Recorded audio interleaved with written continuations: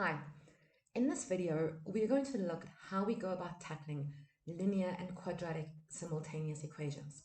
The best way to do this is to look at some examples. Solve for x and y using the following simultaneous equations. Y minus 2x is equal to negative 4, and x squared plus y is equal to 4. Now the aim here is to keep the same variable as the squared term in the quadratic equation. Here we have x squared. So we want to get rid of this y. To do this, we make the y in the linear equation the subject. So I can say y is equal to negative 4. Then I move the negative 2x across and I get plus 2x. And I can substitute this into our y value on this side. So I'm going to have x squared. And instead of writing y, I can write minus 4 plus 2x is equal to 4. Now we want to add like terms and make the equation equal to 0. So let's say x squared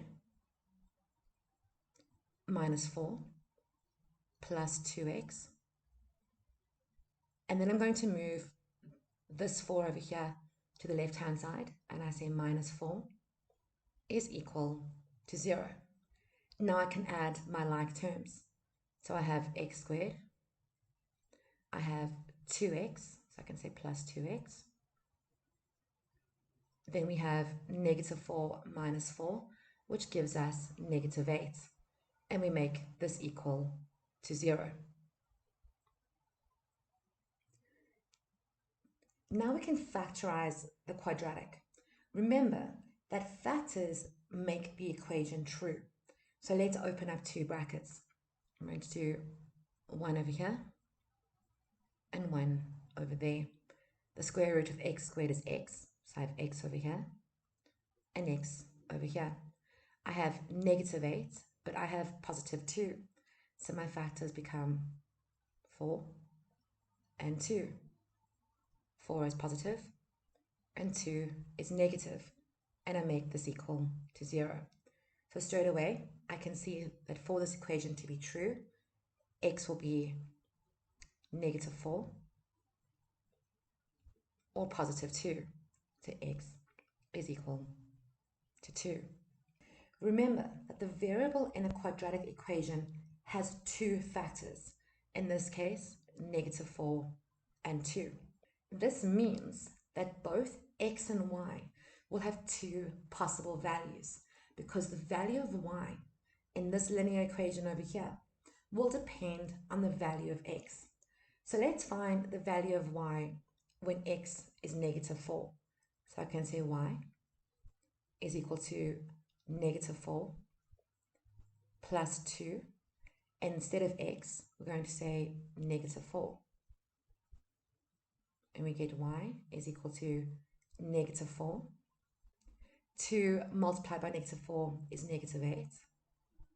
Negative 4 minus 8 is negative 12. We can say y is equal to negative 12. This tells us that when x is negative 4, y is negative 12. What happens when x is 2? So we can say y is equal to negative 4 plus 2, and then we substitute 2 into our x value. 2 multiplied by 2 is 4, so we see that y is equal to negative 4 plus 4. Negative 4 plus 4 cancels out, and we see that y is equal to 0. And this tells us that when x is 2, y will be 0. Let's do another example. Here we have y plus 1 over 2x minus 3 equals 0, and y equals x squared minus 6x. Y is in both equations without a coefficient. So let's make y the subject of each equation.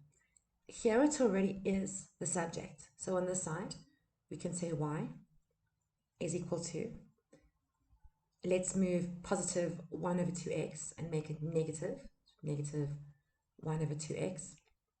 Then let's move negative 3 and we make it positive 3. Remember that if the value of a variable is the same in both equations, y is equal to y, that means that the rest of the equation is equal as well.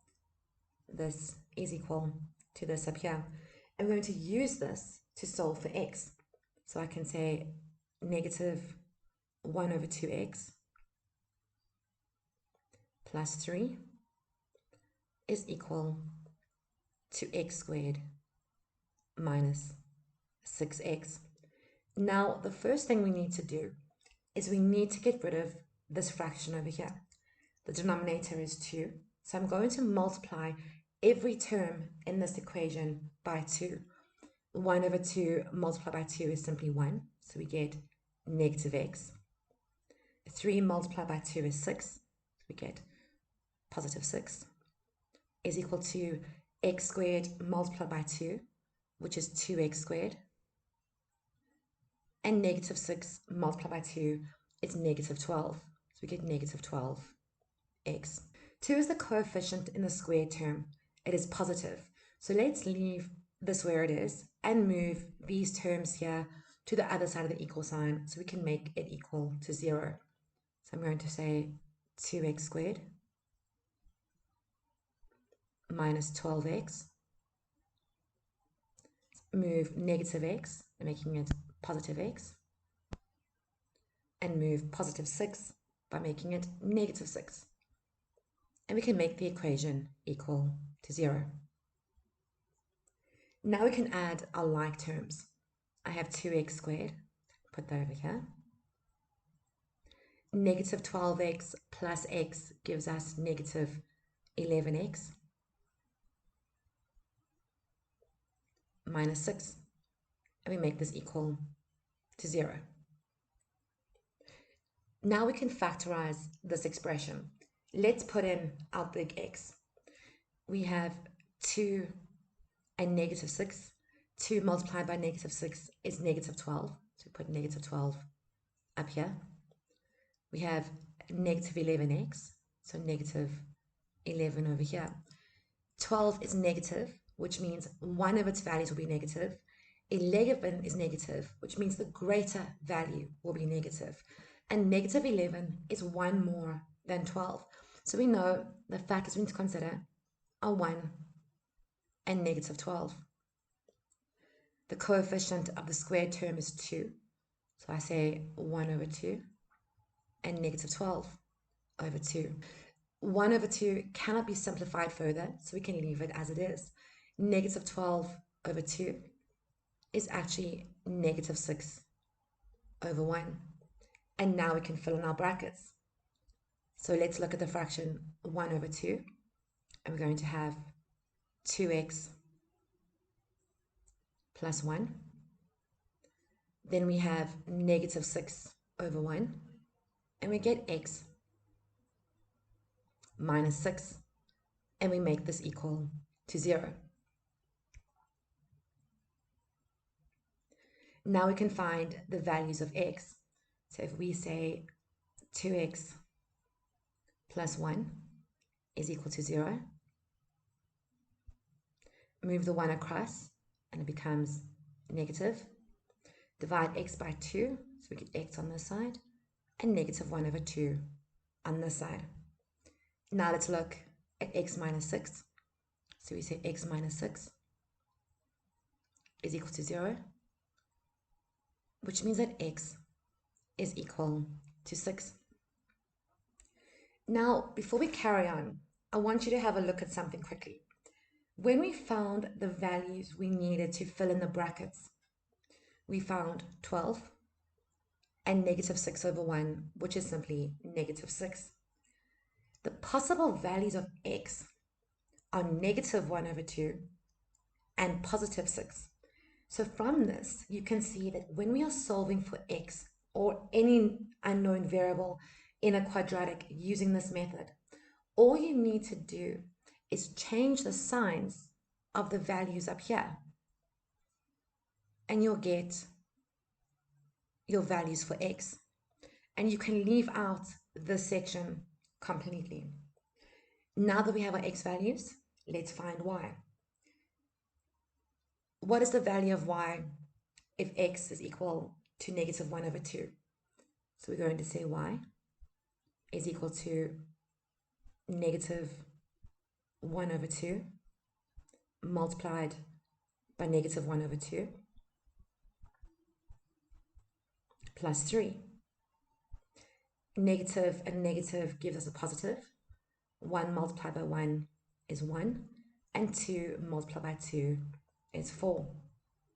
I'm going to add 3. Let's change 3 into a fraction. So we're going to say 1 over 4. 3 multiplied by 4 is 12. So this becomes 12 over 4. And we see that y is equal to 13 over 4. What if x is 6? So we can say y is equal to negative 1 over 2 multiplied by 6 plus 3. Our 2 and 6 will cancel, and we're left with 3. Negative 1 multiplied by 3 gives us negative 3. So we see that y is equal to negative 3 plus 3. And negative 3 plus 3 is 0. So this is our value of y.